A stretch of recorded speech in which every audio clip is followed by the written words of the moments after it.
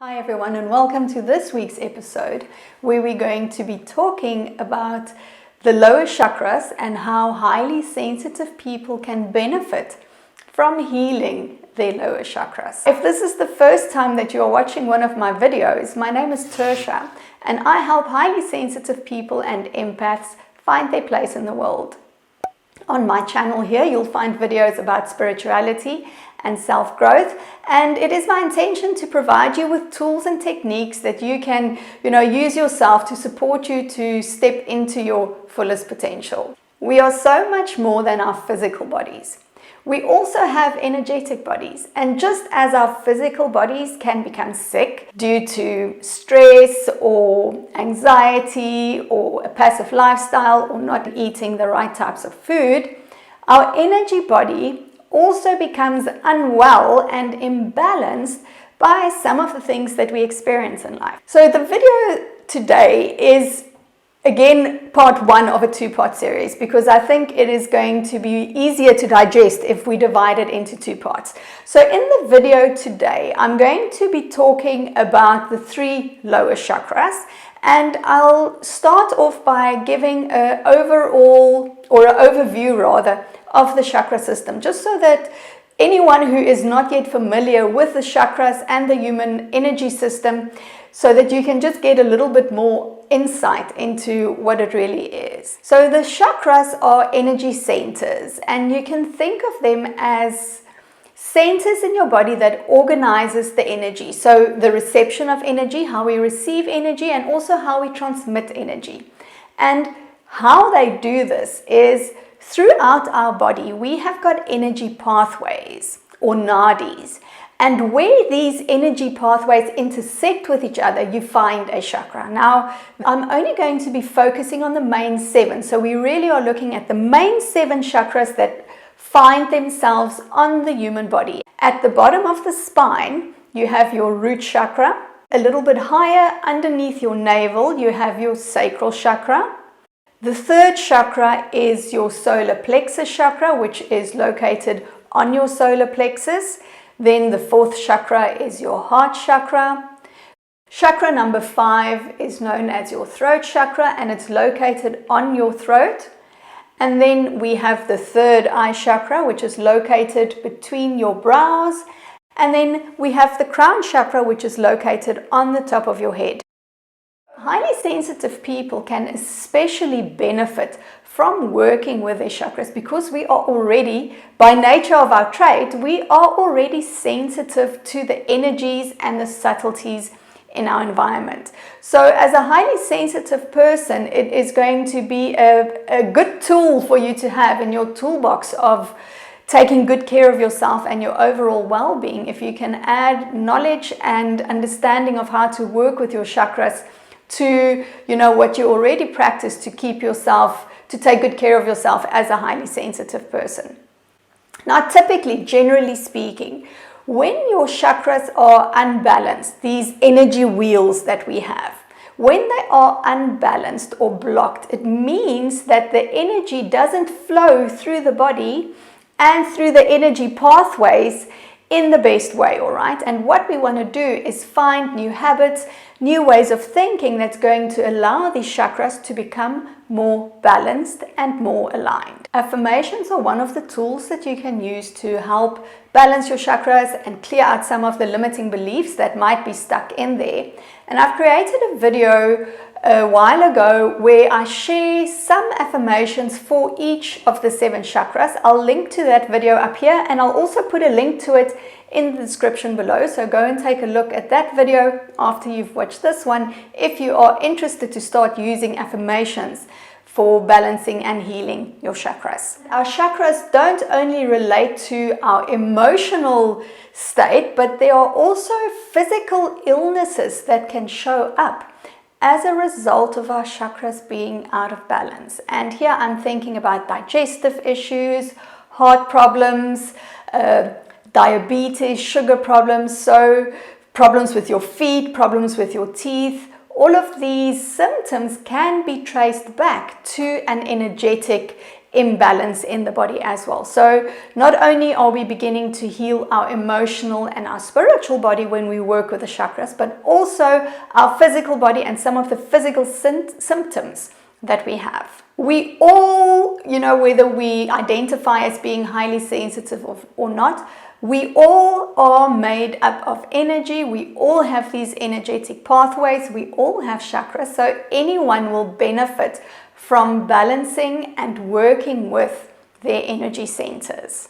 All right, so starting off with the first chakra, which is located at the base of your spine. This is the root chakra.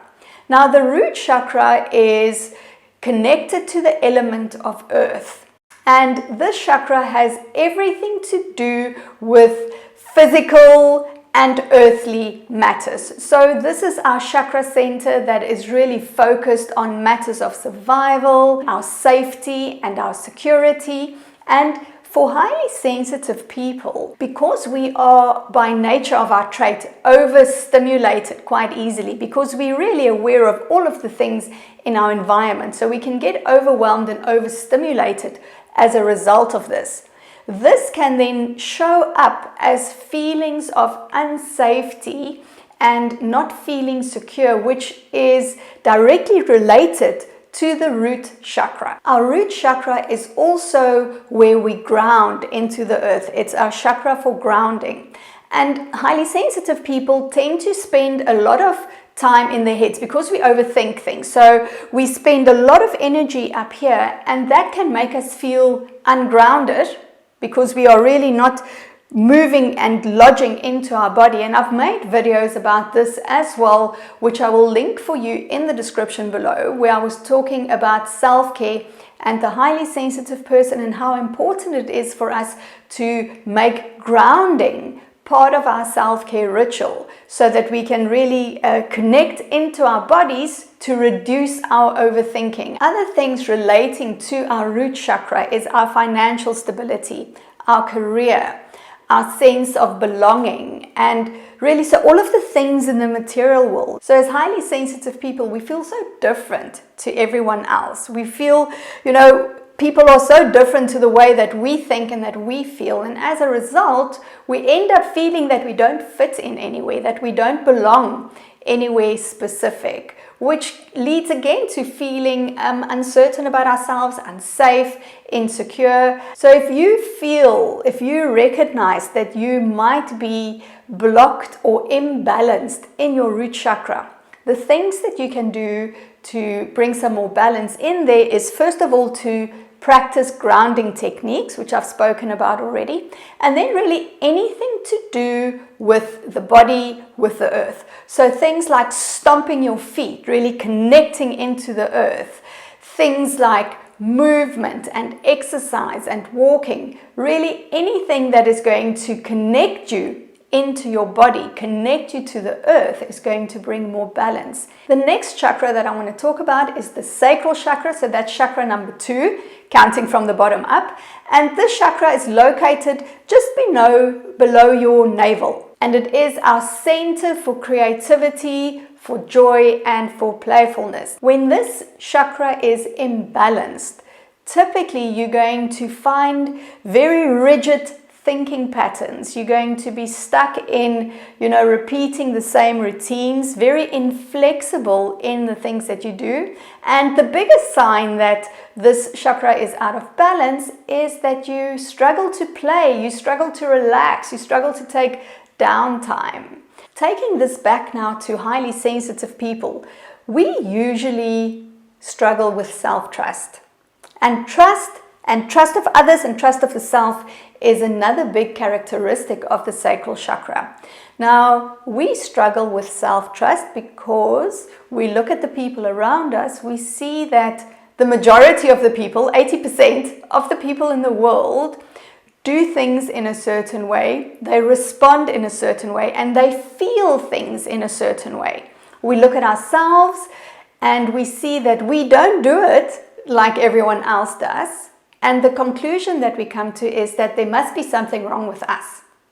There must be something wrong with us, that we feel too much or that we respond too intensely.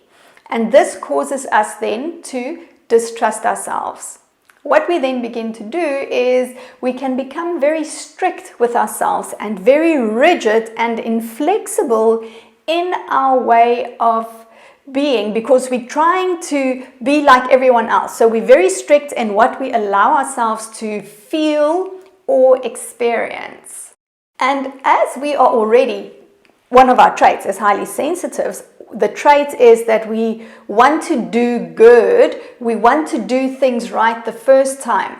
If this becomes overactive, if we don't manage this need of us to do things in a certain way, that can lead to perfectionism and an unwillingness to take risks. We don't want to risk ourselves and try new things. Another thing which is quite important for you to know as a sensitive person or an empath is that our sacral chakra feels the emotions of other people. What happens is we are then not able to tell our feelings from someone else's. So a good activity to do is to learn how to create strong energy boundaries. We want to strengthen our energetic boundaries so that we don't take on the feelings of other people. Some other activities that you can do that's going to help bring this sacral chakra into balance, if you based on what I've told you, think that you have an imbalance there or something that you need to work with, is to learn how to play. This is our chakra center for joyful and creative expression. So learn how to play, which is also such an important part of self-care.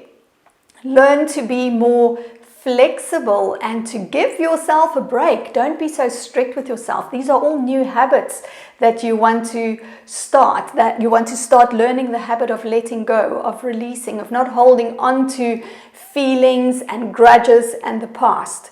All right, so not only do we want to ground into the present moment through the root chakra, but we also want to start releasing those feelings and thoughts from the past that don't serve us anymore through the sacral chakra. And then the third chakra that we will talk about in today's video is the solar plexus chakra, which is located on your solar plexus. This chakra is the seat of your personal power.